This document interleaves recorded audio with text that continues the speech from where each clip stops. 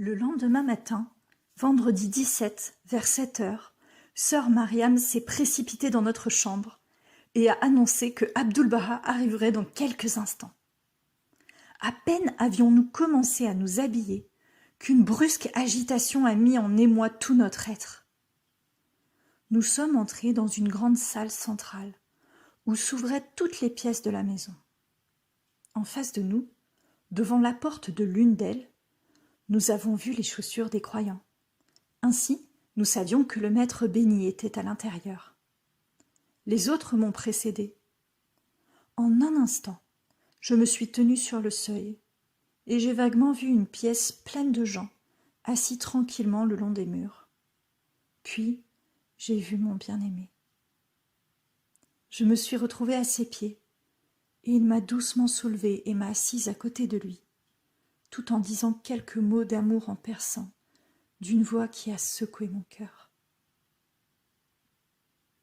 De cette première rencontre, je ne peux me rappeler ni joie, ni douleur, ni aucune chose que je puisse nommer. J'avais été transportée subitement à de telles hauteurs. Mon âme était entrée en contact avec l'Esprit divin. Cette force si pure, si sainte, si puissante m'avait submergée. Il a parlé à chacun de nous, tour à tour, de nous-mêmes, de nos vies et de ceux que nous aimions. Et bien que ces paroles aient été si peu nombreuses et si simples, elles ont insufflé l'esprit de vie à nos âmes.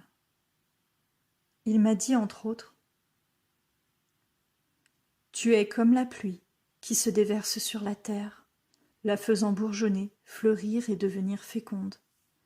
Ainsi l'Esprit de Dieu descendra sur toi, te remplissant de fécondité, et tu croîtras et arroseras sa vigne.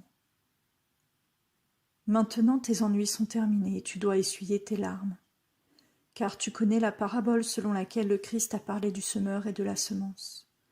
Et de même que dans la nature la bonne terre est préparée par la pluie et la tempête, le labour et le soleil, pour que la bonne semence soit semée, il en est de même dans la vie. Et le cœur est préparé par toute expérience pour la semence de la vie.